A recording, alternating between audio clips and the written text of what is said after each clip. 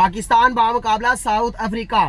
पहले टेस्ट के पहले दिन के इख्तिताम पर पाकिस्तान क्रिकेट टीम ने 300 प्लस रन्स बना लिए और पाकिस्तान के 5 खिलाड़ी आउट हैं।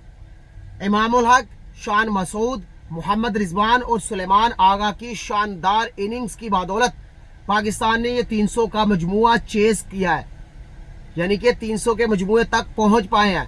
यहां पर बॉल स्पिन भी हो रहा है, बॉल लो बॉस भी ले रहा है और लो भी रह रहा है, यानी कि ये विकेट स्पिन को हेल्प करती है। और स्पिन को हेल्प करने के बावजूद पाकिस्तान क्रिकेट टीम ने 300 का मजमुआ बोर्ड पे सजा दिया है।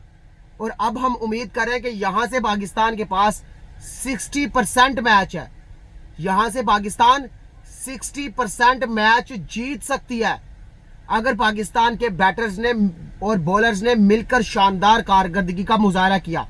बेस पाकिस्तान टीम ने बना ली है, पाकिस्तान के बैटर्स ने बेस बना दिया है, खास तौर पर इमामुल हक ने जो बेस बनाई और उसके साथ कैप्टन शान मसूद की जो पार्टनरशिप थी वो पाकिस्तान को स्टैंड कर गई। उसके बाद छोटी सी पार्टनरशिप लगी इमामुल हक और बाबर आजम के माबैन, लेकिन उसके बाद इमामुल हक आउट हुए, आते ही सऊद मशकील भी आउट हो गए और टी के बाद बाबर आजम भी उसी स्कोर पर आउट हो गए, यानी कि बाबर आजम भी कोई खातर खा इजाफा नहीं कर पाए। पूरा क्राउड बाबर आजम को देखने के लिए आया था, क्राउड चाहता था कि ये जो हमारा संडे है ये हैप्पी संडे में कन्वर्ट हो जाए, यानी कि यहां पर बाबर आजम अगर सेंचुरी कर देता, सेंचुरी नहीं तो 70-80 रन की इनिंग्स खेल देता तो हमारा आज हैप्पी संडे हो जाना था। लेकिन बाबर आजम अनफॉर्चुनेटली आउट हो गए। बाबर आजम शुरू में पहला ओवर बाबर आजम को ने बड़ा स्ट्रगल्स किया, यानी कि बाबर आजम बहुत फंस रहे थे। एक दफा अंपायर्स ने आउट दे दिया, बाबर आजम ने रिव्यू लिया, फिर रिव्यू बच गए बाबर आजम। उसके बाद बाबर आजम ने बड़ी जबरदस्त किस्म की 4 बाउंड्रीज भी लगाई, बल्ले पर बड़ा जबरदस्त बॉल आ रहा था, ऐसे लग रहा था कि बाबर आजम अपनी वो पुरानी फॉर्म में वापिस नजर आ रहे हैं। उसके बाद वही पुरानी रवैया, बाबर आजम 20 रन कर लिए थे 21 गेंदों पर। उसके बाद बाबर आजम ने 3 रन के लिए 27 गेंदों का सहारा लिया। जब बाबर आजम ज्यादा गेंदे डॉट करने की तरफ जाते हैं, जब अपने आप को सर्वाइवल करते हैं, जब अपने आप को बचाते हैं, तो उस वक्त बाबर आजम आउट हो जाते हैं। शुरू में जब बाबर आजम रन ले रहे थे, जब बाबर आजम बाउंड्रीज की तलाश में जा रहे थे, सिंगल डबल्स की तलाश में जा रहे थे, उस वक्त बाबर आजम बड़ा अच्छे और बड़े जबरदस्त किस्म के टच में नजर आ रहे थे। लेकिन जो ही बाबर आजम ने अपने आप को डिफेंस में डाला, अपने आप को सेव करने के लिए दिए, तो बाबर आजम अपनी विकेट थ्रू कर बैठे। तो बाबर आजम को सोचना पड़ेगा, स्पिन के अगेंस्ट बाबर आजम को स्वीप खेलनी पड़ेगी। बाबर आजम स्वीप नहीं खेलते, आप टेस्ट क्रिकेट में उस वक्त तक सर्वाइवल नहीं कर सकते जब तक आपकी स्वीप स्ट्रॉन्ग नहीं होगी। स्वीप स्ट्रॉन्ग थी पाकिस्तान में यूनुस खान की, इसमें कोई डाउट नहीं है। अगर आप पाकिस्तान के किसी भी बैटर्स की स्वीप देखेंगे तो आपको सबसे खूबसूरत स्वीप यूनुस खान की लगेगी। तो बाबर आजम को यूनुस खान के पास जाना चाहिए और यूनुस खान से कुछ हिदायत लेनी चाहिए। यहाँ की पाकिस्तान क्रिकेट टीम्स को इमरान फरद की जगह पर यूनुस खान को ही पाकिस्तान के वाइट बॉल का कोच बना देना चाहिए, ताकि प्लेयर्स इनसे सीखे। यूनुस खान अपनी स्वीप पाकिस्तानी प्लेयर्स को सिखाए। मुझे नहीं लगता कि पाकिस्तान के इस स्क्वाड में या इस प्लेइंग 11 में कोई ऐसा बैटर्स होगा जो आसानी के साथ स्वीप शॉट्स खेल सकता होगा, जिसको स्वीप शॉट्स खेलते हुए डर नहीं लगेगा कि यहाँ पे मैं विकेट्स ना थ्रो कर पाऊं, मेरी यहाँ से विकेट ना गिर जाए। तो पाकिस्तान का ऐसा मुझे स्क्वाड में कोई बैटर नजर नहीं आता, इसलिए पाकिस्तान क्रिकेट बोर्ड को इस पर सोचना चाहिए और यूनुस खान को पाकिस्तान का हेड कोच बनाना चाहिए। उसके बाद अब्दुल्ला शफीक की बात करूंगा। सुनने समझने में ये आता है कि ये किताबी प्लेयर है, यानी कि बड़ा जबरदस्त स्टाइलिश प्लेयर है, लेकिन जो ही ये स्टाइल खेलने के लिए जाता है तो ये विकेट अपनी थ्रू कर बैठता है। जिस तरह की परफॉर्मेंसेस की उम्मीद है हमें अब्दुल्ला शफीक से, उस तरह की परफॉर्मेंसेस अब्दुल्ला शफीक के बल्ले से अभी तक अब्दुल्ला शफीक के बल्ले से नहीं निकली। उसके बाद इमामुल हक, जिनका कमबैक था और कमबैक में क्या खूबसूरत दिलकश खानदार इनिंग्स खेली। जिस तरह डोमेस्टिक सर्किट से अपनी परफॉर्मेंसेस को छोड़ा था, उसी परफॉर्मेंस को कैरी करते हुए इंटरनेशनल क्रिकेट में आए और आज इंटरनेशनल क्रिकेट में 93 रन की इनिंग्स पर वो आउट हो गए।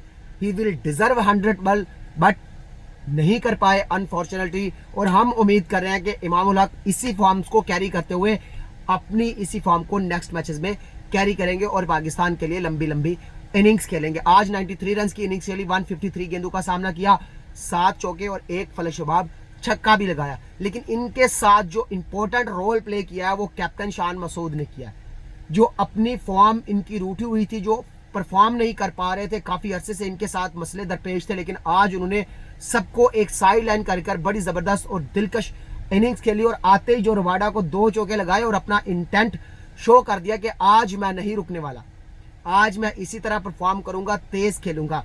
कैप्टन शान मसूद ने 76 रन की इनिंग्स खेली, 156 गेंदों का सामना किया, 9 चौके और 1 फलक शबाब छक्का भी लगाया। जब इनिंग्स का स्टार्ट था उसी वक्त उसने कदम निकालकर स्ट्रेट पर छक्का लगाया और अपने इरादे शो कर दिए कि आज मैं नहीं रुकने वाला।